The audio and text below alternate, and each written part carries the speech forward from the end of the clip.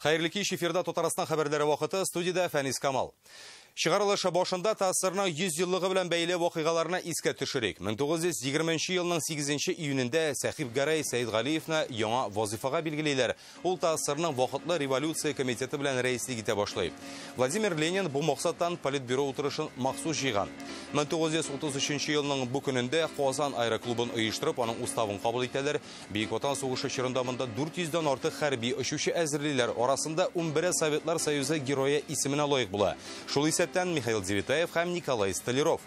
1966 елның 8 июнендә Мәскәүдә бөтен Россия тарихи һәм мәдәни тарихны саклау җәмгыятенең учредительләр съездын ачалар. Оешма үзе 1 ел элек кенә булдырыла. Алар сафына 10 миллион кеше баскан. Ул бүген дә эшли һәм тарихи һәйкәлләр сагында тора. Хәзер исә бүгенге вакыйгаларга күчәбез. Бүгеннән башлап кайда маска һәм перчаткасыз йөрергә мөмкин? Простые правила личной гигиены. Просьба соблюдать неукоснительно. Бүгеннән гамәлгә кергән яңа үзгәрешләр һәм кагыйдәләр турында Илдар Сафиуллин. 30 ел вакыйгалар үзәгендә. Bütün республика мәгълүмат чараларына ниндер мәгълүмати океан җитештерүче бер зур завод кебек инде. Татаринформның үткәне һәм бүгенгесе турында Фәйрүзә Мәҗитова. Сабада өерме, Кама тамагында су ташкыны. Җәйбез җәй дип әйтергә телдә борылмый дигәндәй. Һава торышы нигә көйсезләнә һәм җәй булырмы? Айгөл Бәдретдинова белеште. Шүпшардан күпер. Свалка здесь была организована в первой половине мая. Питрәш районында табигатьне ничек пычраталар? Законсыз шүплекне Рания Абдрахманова күреп кайтты. Бүген Татарстан президенты Рөстәм Миңнеханов Алтайга китте. Шикләү чаралары йомшартылганнан соң республикадан читкә аның беренче чыгуы. Ул инде бүген Алтай Республикасы башлыгы Олег Харахордин белән очрашты. Монда сүз икътисад, сәүдә багланышларын киңәйтү турында бара. Хәзергә Татарстаннан Алтайга 450 миллион сумлык товар җибәрелә. Ике республика арасында хезмәттәшлек турында килешүдә имзаладылар. Аның буенча эш планы булдырылачак. Коронавирус белән бәйле авырлыклар гына бетсен ди җитәкчеләр. Пар барысларын үрчетүдә уртак эш хакында сүз булды. Рөстәм Миңнехановның Алтайга эшлекле сәфәре иртәгә дә дәвам итәчәк. Я неоднократно посещал эту прекрасную землю. У меня самые хорошие воспоминания о вашем уникальнейшем регионе. Ну и тот теплый прием, который всегда здесь присутствует. Сегодня мы подписываем соглашение между Республикой Татарстан и Республикой Алтай по торгово-экономическом, научно-техническом и социально-культурном сотрудничестве. Это новый этап отношений наших республик. Надеюсь, эпидемиологическая обстановка в ближайшее время улучшится. Читкә чыгуның хәзер бер җайлылыгы бар. Кайткач ике атнага изоляциягә китәргә кирәкми. Бүгеннән республикада үз-үзеңне саклау режимында тагын яңа үзгәреш бар. Ачык һавада йөргәндә маска, перчатка киюдә мәҗбүри түгел. Тиздән кафе-рестораннарда кәеф сафа кырырга мөмкин булачак. Бу хакта бүген Казанның оператив штабында сөйләделәр. Кайда кагыйдәләр гамәлдә калганын Илдар Сафиуллин белде. Бүгенге көнне үзенә күрә истәлекле тарихи вакыйга дип тә әйтергә мөмкин. Әгәр дә сез урамда, саф һавада, паркларда яки скверларда саф һава сулап йөрисез икән, маскаларсыз йөрү рөхсәт ителә. Ләкин инде кибетләрнең теләсә кайсы төренә, чәчтырышханәгә, ягъни башка хезмәт күрсәтү урыннарына керәсез, ягъни җәмәгать транспортының теләсә кайсы төреннән файдаланасыз икән, һичшиксез перчатка һәм маскадан булу шарт. Штраф шул ук кибеттә җәмәгать транспортында маска, перчаткалар кимәгән өчен 1000 сумнан алып 30 000 сумга кадәр, юридик затлар өчен 100-дән 300 000 сумга, кабат тәртип бозган очракта 15-тән 50 000 сумга кадәр түләргә туры килергә мөмкин. Бүгенге көннән башлап кибетләр тәүлек буе эшли ала, ял итүчеләр өчен шифаханәләр ачыла. Күп функцияле үзәкләр дә июнь уртасыннан халыкны алдан язылмыйча кабул итәчәк. Это возобновление плановой госпитализации. Медицина оешмаларында халыкны мәҗбүри иминиятләштерү нигезендә диспансеризация үткәрү, һөнәри эшчәнлек белән бәйле рәвештә табиблар тикшерүе яңадан башланып китәчәк. Кайчан икәнне соңрак хәбәр ителәчәк. Кафе һәм ресторан хуҗалары өчен сөенечле яңалык бар. 11 июньнән санитар нормаларны һәм социаль дистанцияны үтәп, җәйге верандалар ачылачак. Мы договаривались на первых встреч. Бизнес һәм җәмәгать туклануы кафе вәкилләре белән җыештык. Быел алардан аренда хакын түләтмәячәкбез, ләкин Роспотребнадзорның барлык таләпләре үтәлергә тиеш. Үзләрен, коллективны һәм тукланырга килгән кешеләрнең сәламәтлеген саклау шарт. Оператив штабта белдерүләренчә, җәмәгать туклануыннан тыш изоляция режимында тышкы реклам базары да зыян күргән.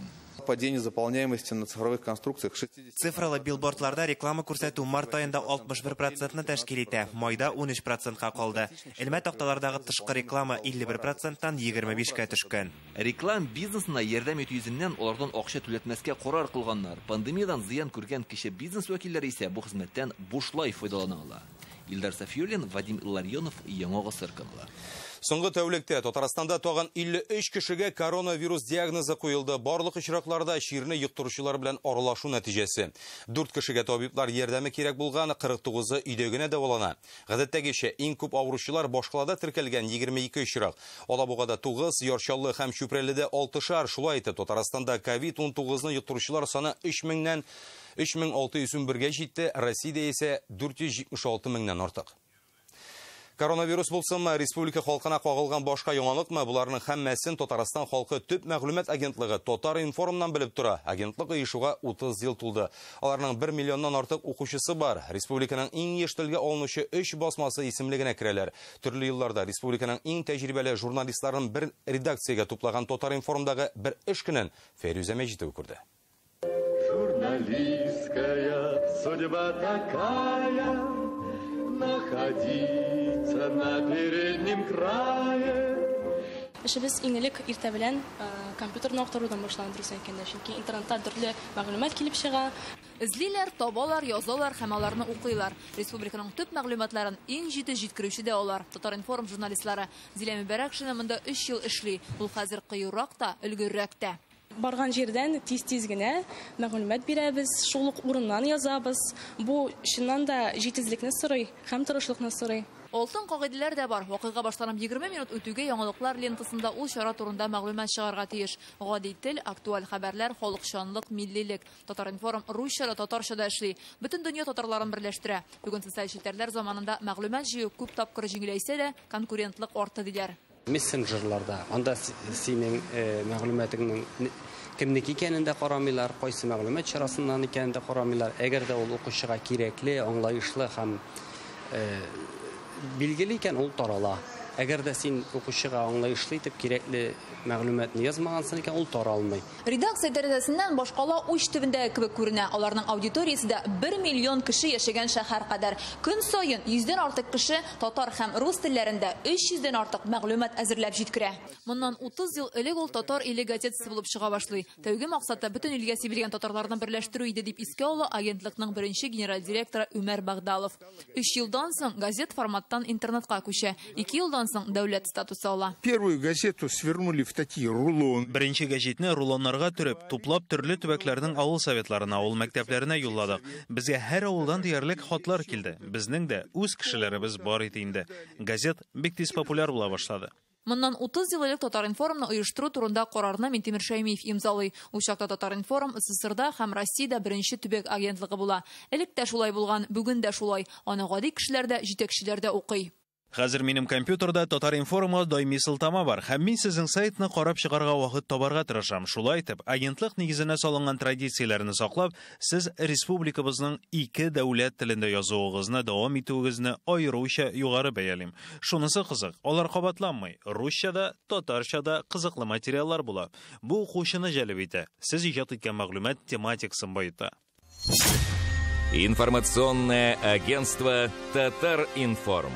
Президент Рөстәм Миңнеханов агентлыкка котлау телеграммасында аның махсус ролена да игътибар итә. Безнең республика белән бергә агентлык Татарстанлыларның тормышын яктыртып, аның тарихи юлының бер өлешен узды.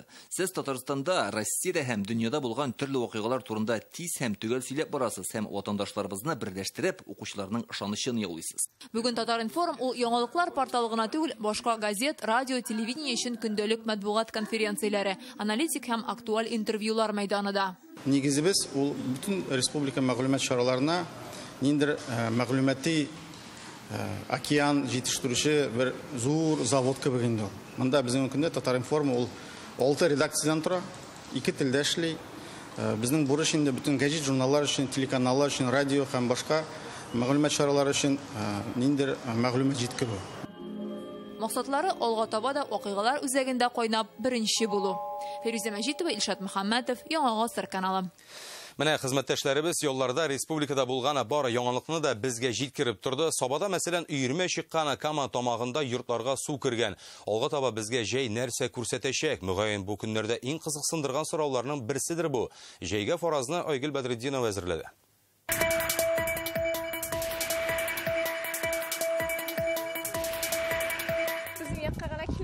Кемдер йөрмә, кемдер тайфун ди. Саба районында телефонга төшерелгән кадрлар бу. Шундый күренеш Апаста да булган диючеләр бар. Вчера, собственно, тот самый смерч, который наблюдали, был связан как раз с прохождением вот этой вот фронтальной системы. Бу чыннан да йөрмә ди климат белгече. Ул бу көннәрдәге тотрыксыз атмосфера фронты белән бәйле. Метеостанцияләрдә бу күренеш теркәлмичә кала. 2008 елда шундый ук йөрмәне Казан үзәгендә Идел өстендә күрәләр. Мондый күренешләр гел булган. Бүген һәрберебездә телефон булганга гына без аларны ешрак күрә башладык.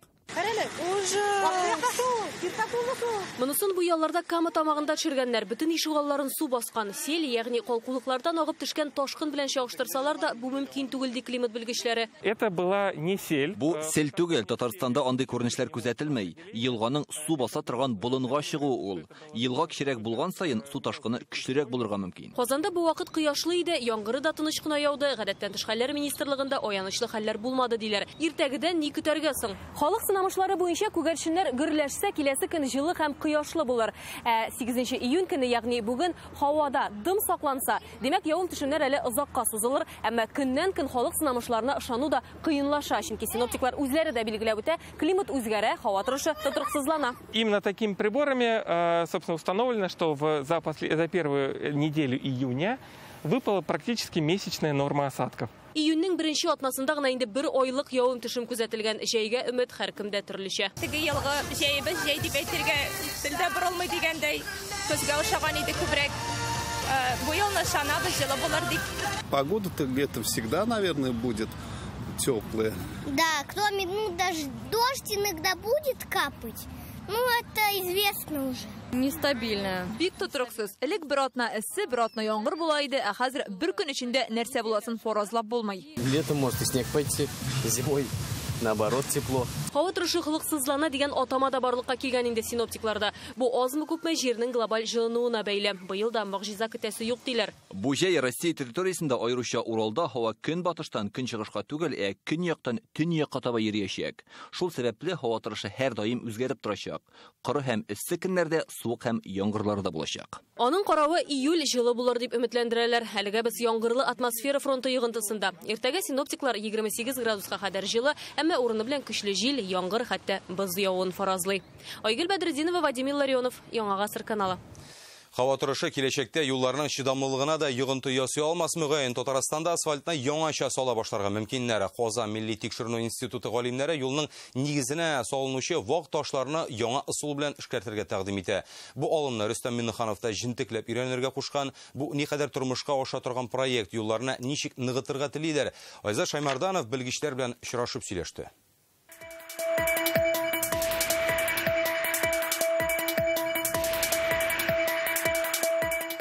Менә бу безнең карбонатный щебень Татарстан Республикасындагы табыла торган суга тыксак, менә обычный ак ташны.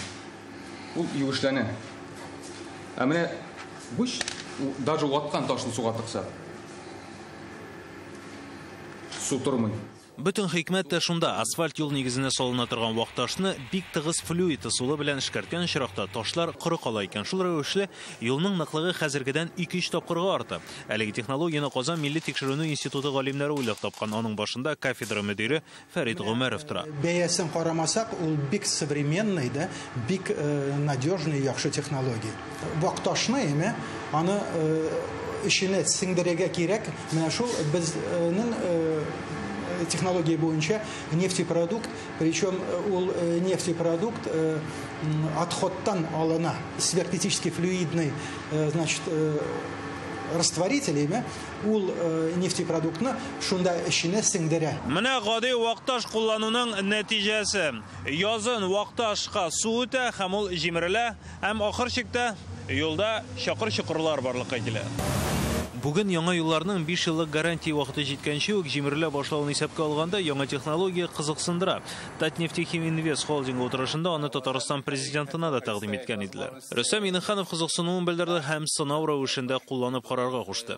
Мини варианты заводның. Бу мини вариант, аның һәр аппараты ул шулык икенче зурайган масштаб белән керә теге промышленный установка. Әйткән сүз аткан ук вакташларны флюидлау алымын хәзер Инжехим үзәгендә сыный башладылар. Экономика әйбәт булса, анда инде внедрение, анда изләргә кирәк, инвесторны изләргә кирәк. Инвестор табылса, без бер елда, ел ярымда бетерәбез проектирование и Дөрес, яңа ысул белән эшләнгән юл кыйммәткәрәк төшәчәк, ләкин аны бөтен җирдә дә кулланырга җыенмыйлар. Тиз ватыла торган, сулы урыннардагы юлдан башларга, шуннан сынап карарга тәкъдим ителә. Айза Шаймардан, Фигер Романов, Яңа Гасыр каналы. Яшел табигать пешмагын шүпшар өйме иттеләр. Редакциягә Питрәш районы халкы мөрәҗәгать белән чыкты. Тонналаган калдыкларны йырымга иттиреп төшерделәр. Җыештыручы юк диләр. Җирле җитәкчелеккә экологлар кисәтү дә ясаган, әмма шүп әлегә һаман нигә чистартылмый. Рания Абдрахманова урынга чыгып хәлгә ачыклык кертергә тырышты. По данным экологов, 3500 кубических метров мусора. Һәм алар барысы да хәзер җир астында дип Питрәштә яшәүче Галина Мәсәгутова. Эш шунда ки, май аенда район үзәгендәге зират янына шүп ташый башлаганнар. Халык аптырап кала. Беренчедән монда каберлек, икенчедән табигатькә зыян килә.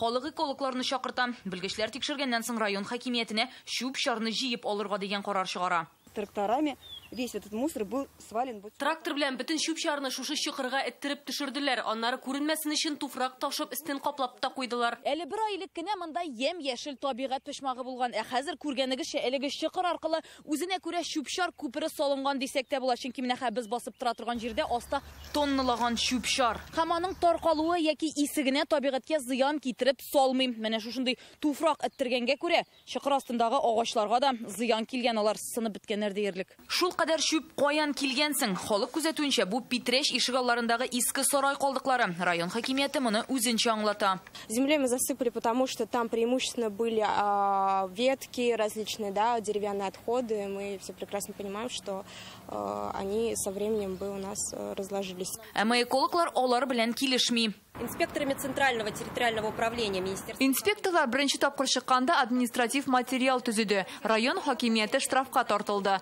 һәм шүп-шарны җыярга кушылган иде. Соңра халык тагын хәбәр салды. Ул урыннан туфракны тикшерергә җибәрдек. Анализ нәтиҗәсе киләсе атнада билгеле булачак. Халыкның социаль шелтерләрдәге зарын прокуратурада күреп алган. Бу факт буенча без Питрәш җирле үзидарә җитәкчесе Сиваев Павел исеменә тәкъдим керттек, представление икенче төрле әйткәндә. Һәм бу представление буенча алар бу закон бозу чырагын юкка чыгарабыз дип вәгъдә бирделәр. Район өчен вәгъдә иманмы? На основании постановления Карар нигезендә безгә вакыт бирделәр. Шул вакыт эчендә без шүплекне чистартырга тиеш. 30 көн эчендә 4 июльгә кадәр җыеп алачакбыз. Әлегә яңгырлар булу аркасында участокка техника кертеп булмый. Монда шүплекләрне чистартуның иң соңгы үрнәге Лаеш районында. Мондагы татар янтыгы авылы халкы җыелып чыгып, йырымдагы шүпне чистарта. Без исә бу вакыйгага әйләнеп кайтачакбыз. Питрәш районыннан Рания Абдрахманова, Ринат Сафин, Яңа Гасыр каналы. Әлеге хәбәрне без электрон рәвештә алдык. Сезнең дә әйтер сүзегез булса 898-74-20-01-01 телефонына хәбәр калдырыгыз. Бу безнең редакциянең WhatsApp номеры. Яңалыкларны язып та фото һәм видео язма рәвешендә дә җибәрергә мөмкин. Кызыклы хәлләр булсынмы, борчыган мәсьәләләрме, барысын да кабул итәбез. Сез Татарстан хәбәрләре программасын карыйсыз. Алдагы минутларда. Табиблар сәламәтлек өчен социаль хезмәткәрләр күңел тынычлыгы өчен эшли. Алар борчылалар вакытында пособиелар ала алмабыз дип. Социаль тармакта хезмәт итүчеләр һөнәри бәйрәмнәрен эштә үткәрә. Тулырак Алия Хайретдинова. Безнең арттан Тукай күзәтә. Безгә эши, безгә кирәк ул, безнең буыннар өчен кирәк. Казан үзәгендәге яңа арт-объект ясалышын Илгиз Шәкүров күреп кайтты. Бүген социаль хезмәткәрләрнең һөнәри бәйрәме, аларны Рөстәм Миннеханов котлады. Бу өлкәдә кешеләр язмышына битараф булмаган, үз эшен бар җан җылысын биреп башкаручы шәфкать ияләре эшли президент. Коронавирус чире таралган шартларда да сәламәтлек саклау өлкәсенең алгы сафында булып, сез кешеләргә бәйле бетергесез булышлык күрсәтәсез диелә котлауда. Игелекле эшләрен зур җаваплылык белән башкаруы, киң күңелле, һәр вакытта да изге эшләргә илһамландырып торулары өчен Рөстәм Миннеханов социаль хезмәткәрләргә олы ихтирамын белдерә. Быел Татарстанда социаль ярдәм чараларына 23 миллиард сум акча каралган, аларны 1,5 миллион кеше алачак. Акчаны республиканың матди ярдәм бүлекчәләрендә рәсмиләштерергә мөмкин. Бүген аларның берсендә Татарстан премьер-министры Алексей Песошин булды. Ул пандемия чорында хезмәткәрләрнең эше белән дә таныша. Бу өлкәдә халыкка 10 мең кеше ярдәм күрсәтә. Тулырак Алия Хәйретдинова. Гөлнара Шәйхмәтова 4 яшьлек Әминәнең әнисе. Бүген ул матди ярдәм үзәгенә баласына каралган акчаны алыр өчен гариза бирергә килә. Алдан онлайн язылган. Бик уңайлы, бик җайлы. Без онлайн язылдык та килдек, чиратлар юк. Акчаны вакытында алу өчен документта хата китәргә тиеш түгел. Идел буе районы бүлегендә 21 кеше халыкка хезмәт күрсәтә. Психологически яктан аларга ярдәм күрсәтәбез. Алар борчылалар вакытында пособиелар ала алмабыз дип. Бүлекнең эше белән бүген премьер Алексей Песошин танышты. Быел балалы гаиләләргә социаль ярдәм өчен 14 миллиард сум акча каралган. Эштән бере федераль бюджеттан. Поддержали прежде всего самую нуждающуюся часть населения, это семьи с детьми. Премьер белән элемтәгә Татарстан районнарында эшләүче социаль хезмәт күрсәтү үзәкләре чыкты. Яңа Шүриледән шатлыклы хәбәр җиткерәләр. Аларга яңа бина төзиләр. Бездә демография өлкән булган илкүләм проектлары кысаларында 97 урынга исәпләнгән яңа бина төзеләчәк.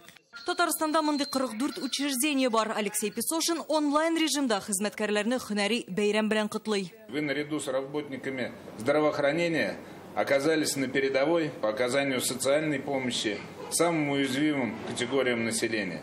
Это очень непростое, самоотверженное и бескорыстное служение людям и добру. 44 безнең оешмабыз ул карантин режимында эшли. Анда 5 меңнән артык кеше яши һәм ул интернатларда 2 меңнән артык кеше эшли. Азык-төлек җыелмаларының да 3нче партиясе әзер. Моңарчы 105 мең комплект тапшырылган булган. Татарстанның социаль тармагында 9600 хезмәткәр. Алар ел сайын 1,5 миллион татарстанлыга ярдәм күрсәтә. Менә бүген дә аларның һөнәри бәйрәмнәре, әмма алар эштә. Пандемия алдан язылу зарур, әмма кабул итү сәгатьләре төгәл. Алия Хәйретдинова, Гадел Миндубаев, Яңа Гасыр каналы. Бәйрәм уңайыннан Татарстанның хезмәт министры Эльмира Зарипова республика халкы сорауларына социаль челтәрләрдә җавап бирде. Ул кешеләр белән очрашуларның тукталып тормавын белдерде. Дөрес, бүгенге хәл белән бәйле рәвештә интернет аша аралашырга туры килә. Эшсезләр буенча да үз фикерен җиткерде. Чагыштыру өчен 1 мартта аларның саны 12 мең булса, хәзер 61 меңгә якын. Шул ук вакытта 30 меңнән артык вакансия да бар. Күпләрне эшсезлек буенча пособие алу тәртибе кызыксындыра. Монда нечкәлекләр бар ди министр. Тиешле документлар тапшырганда эшсез калган кешенең банкта ачылган үз исәп-хисап счеты булырга тиеш. Башка кешенең банк карта номеры күрсәтелгән икән, акча күчмәячәк. Когда говорят, что вот я обратился за пособием, пособие алырга дип мөрәҗәгать иткән идем диләр. Шуңа 12 мең сумнан артык акча бирелергә тиеш дип уйлыйлар. Ә чынында 6 мең генә күчә. Монда бит шуны аңларга кирәк. Пособие ул аванс түгел. Кеше ничә көн эшсез булган, шул кадәр акча бирелә. Республикада игелек кыл дип аталган хәйри акциясе барышында 4600-дан артык күп балалы гаиләгә компьютер, гаджетлар тапшырылган. Бүген Мәрхәмәт Милосердие хатын-кыз депутатлар берләшмәсе социаль яклау өлкәсендә эшләүче 3 гаиләгә планшет бүләк итте. Алар Соба һәм Әгерҗе районнарыннан. Мондый гаджетлар тагын 5 һәм оннан да күбрәк яисә инвалид бала тәрбияләүче укытучылар гаиләләренә дә биреләчәк. Шаян ТВ каналы «Балачак җыры» дигән конкурс игълан итә. Аңа 18 яшьтән өлкән һәркем кушыла ала. Катнашучылар балалар өчен үзләре җыр иҗат итеп, аның сүзләрен һәм аудио язмасын Шаян ТВ сайтына җибәргә тиеш. Жюри әгъзалары әдәбият, сәнгать һәм музыка өлкәсе белгечләре һәм Шаян ТВ каналы алып баручылары, блогерлар. Конкурсның максаты исә татар телендә балалар өчен язылган җырларны булдыру. Икенче турда музыкаль әсәрләргә тамашачылар да тавыш бирә алачак. Иң яхшы 5 җырга аранжировка ясап, клипта төшереләчәк. Ул җырларны Сейлән телевизион татар җыры фестивале катнашучылары башкарачак. Өчпешбанк яңгыры татарлар өчен социаль челтәр һәм башкалар татар теле цифра дөньясында ничек яши? Бүген реальное время интернет газетасыннан укып таныша аласыз. Йорт диварында Тукай портреты Қозанның Татарстан урамында бүйік татар шағирының суреті барлыққа келешек. Ол 12 июнь Россия күні оңайынан ясала. Портретына 70 000 нұқта қойып ижат етелер. Рәссамнарның ішін ise Илгиз Шакуров күзетіп тұрды. Менә шундый нокталардан зур бер граффити килеп чыгачак. Казан үзәгендәге йорт бу. Тиздән монда Тукай портреты урын алачак. Можно снимать, когда я говорю? Рәсемнең авторы Казан рәссамы Дамир Бозик. Камерага комментарий бирми. Әйтәсе килгән сүзләрем рәсемнәремдә ди ул. Дамир 5 эскиз ясаган. Нәтиҗәдә шушы рәсемгә тукталганнар. Портретны ясау өчен 150 баллон буяу кирәк булачак. Бу рәссамның иң зур эше генә түгел, ә мөгаен Габдулла Тукайның да иң зур портретыдыр. Әлеге муралның мәйданы 150 квадрат метрны тәшкил итә. Әлегә әзер булмаса да йорт диварындагы рәсемне казанлылар үз иткән инде. Безгә ашый, безгә кирәк ул, безнең буыннар өчен кирәк. Без бик шатланабыз. Безнең яшь буын, киләчәк буын күреп үссеннәр. Мы вот как жители нашего микрорайона очень счастливы, что Тукай у нас будет каждое утро, каждый вечер перед нашими глазами. Менә мин монда узып киткәндә, менә сезне күргәчтән туктадым да, горурлык хисе ничектә чәчәк ата дигән кебек. Граффити стрит-арт фестивале кысаларында 12 июнь Россия көне уңаеннан ясала. Тукайны яшьләр тәкъдим иткән. Портрет өчен йортта очраклы гына сайланмаган. Урамны сайладык, чөнки ул шәһәр үзәге һәм инде Тукай урамыннан ул якын. Граффити иҗади татар яшьләреннән безнең туристларга һәм шәһәрчеләргә бүләк.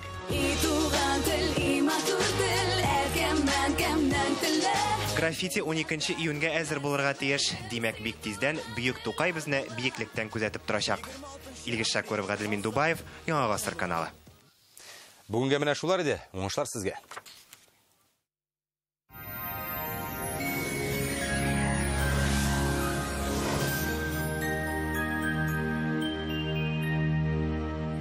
Исәнмесез, эфирда һава торышы чыгарылышы. Иңелек сезнең игътибарыгызга файдалы мәгълүмат. Daniel Master компаниясе барлык саклык чараларын исәптә тотып, элекеге тәртиптә эшли. Шуңа күрә кухня яисә шкаф купага заказ биреп, үзегезне бүгеннән үк яңа җиһаз белән сөендерегез. Тулырак мәгълүмат 2-167-166 телефоны буенча. Сезнең турда кайгыртучанлык белдереп, Daniel Master.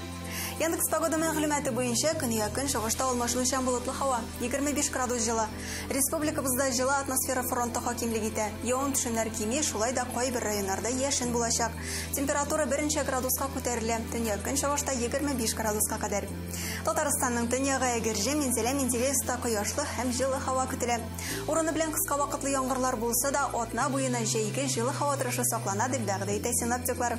Төньяк-көнбатыш, Арча, Кукмара, Балтачта аз болытлы һава, җилкән чыгыштан уртача тизлектә исә. Көньяк-көнбатыш, Болгар, Буа, Чүпрәледә явым-төшемнәр көтелми, 24 градус җылы.